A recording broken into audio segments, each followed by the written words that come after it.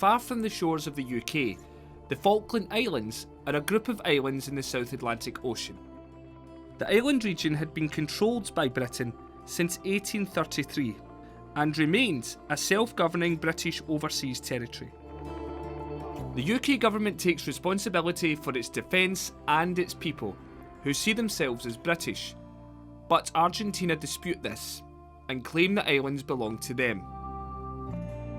On the 2nd of April 1982, Argentinian forces swept onto the Falkland Islands.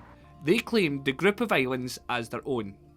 Within hours, the capital Stanley was under their control. Its military rulers were convinced that Britain did not have the will or determination to attempt to regain the Falklands by force. They were wrong. Despite the islands being 8,000 miles away from the UK, the Prime Minister at the time, Margaret Thatcher, ordered forces to at once set sail for the South Atlantic in defence of the islands. The government has now decided that a large task force will sail as soon as all preparations are complete. And so a huge fleet of war and merchant ships set off from Britain, including 2 aircraft carriers from here in Portsmouth, equipped with fighter jets, helicopters and troops. A throng of people lined the harbour walls at Portsmouth this morning to see the Navy's big ships head off for the Falkland Islands. More than 100 ships headed south from UK ports. But as the fleet approached the Falklands, ships from both sides were sunk. The war had really begun. Obviously you're hyped up and you know that at this stage that you're going to war. We went to action stations very, very quickly, and I think that sharpened the mind and focused us on the fact that this could be very real. It was very grey. There were grey seas, the ship was grey, and the sky was grey a lot of the time. 6 weeks after the invasion on the 21st of May, British forces finally arrived on landing craft exactly like this one, and fighting began on land to wrestle the island back.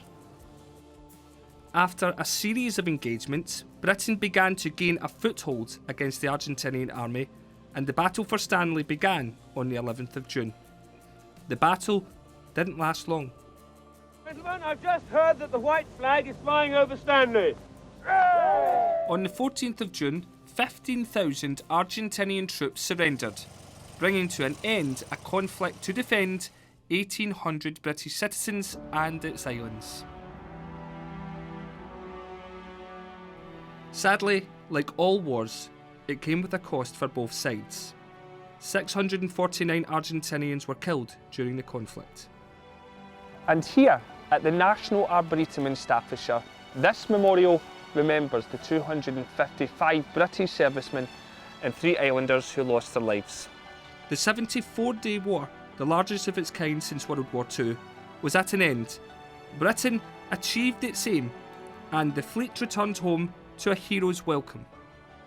I suppose that was our 15 minutes of fame, sheer number of people. I remember looking out from one of the portholes, and I could see that the beach had a lot of pebbles, and then I noticed that the pebbles were moving. The beach was so densely packed that it was people that I could see that were moving, and they were actually standing in the water to get a view.